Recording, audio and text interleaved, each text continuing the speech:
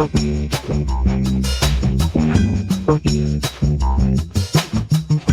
Sobriety Crew podcast anthem is the official. Welcome to Absolutely Focused Radio, the show where we go beyond the surface to explore sobriety, relationships, and personal transformation.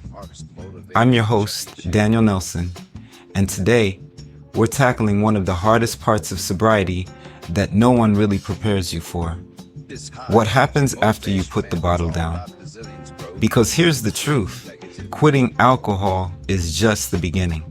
The real work starts when you're forced to face the pain, the relationships, and the patterns that drove you to drink in the first place. That's why I brought in someone who truly understands what it means to push through obstacles and step into personal power.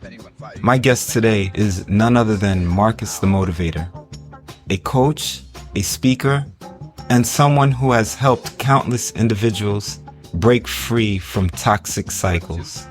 Marcus, welcome to the show. Thanks for having me, Daniel. This topic is incredibly important. Sobriety is about way more than just stopping drinking. It's about learning how to truly live again. Segment 1. The Reality of Sobriety and Hidden Struggles. Let's get right into it. A lot of people assume that once you get sober, life automatically improves. But that's not always the case, right? Oh, absolutely. The reality is that sobriety forces you to face everything you were trying to escape. And one of the biggest challenges, realizing that not everyone in your life is rooting for your success. Some people liked you better when you didn't have boundaries, when you were easy to manipulate, or when your self-worth was so low that you accepted anything. Right, and that's a huge wake-up call. A study from the National Institute on Recovery found that over 85% of people in early sobriety have to completely rebuild their social circles within the first year. That means most of the people who were around when you were drinking aren't the same ones who are there when you're healing. Exactly. And that's why I always say sobriety isn't just about quitting drinking, it's about reclaiming your power. Segment 2. Toxic relationships and setting boundaries. Let's talk about the people who try to pull you back into unhealthy patterns. Maybe it's a friend who always calls when they need something, but never when you need support. Maybe it's a partner who doesn't respect your decision to get sober. In sobriety, you start asking, where is my peace in all of this?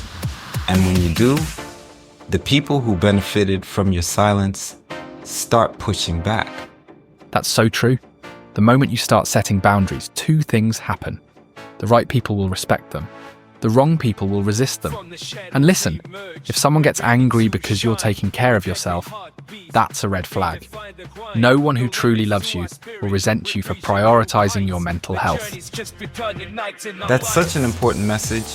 Research from a 2022 study found that people who establish clear boundaries in early recovery are 3 times more likely to maintain long-term sobriety.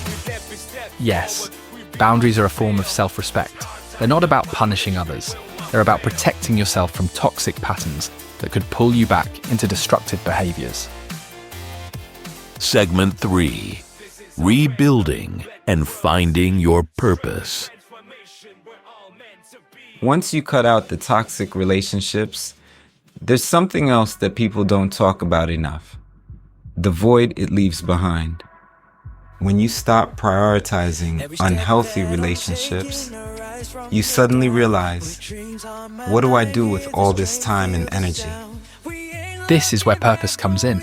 Because if you don't fill that void with something meaningful, you risk going back to what's familiar. That's powerful.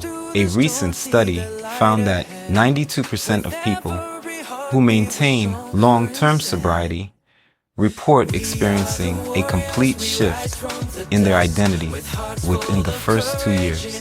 For me, that meant creating this podcast and building a platform to help others navigate their journey. For someone else, it might mean writing a book, starting a business, or even just learning how to live in peace. Exactly. Purpose is what keeps you going when motivation fades. And it doesn't have to be some huge grand thing. It just has to be meaningful to you. Closing message and call to action.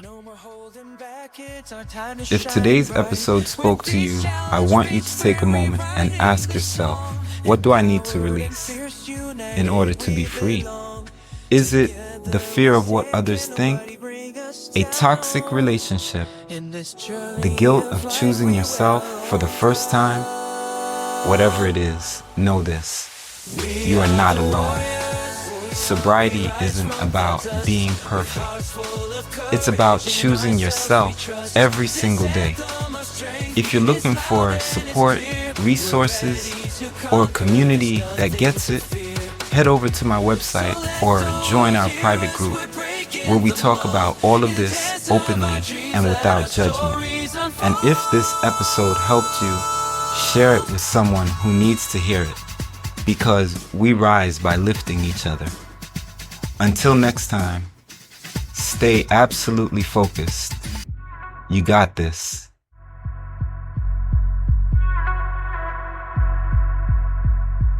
Every step that I'm taking, I rise from the ground. With dreams on my mind, hear the strain, feel the sound. We ain't looking back, only forward we go.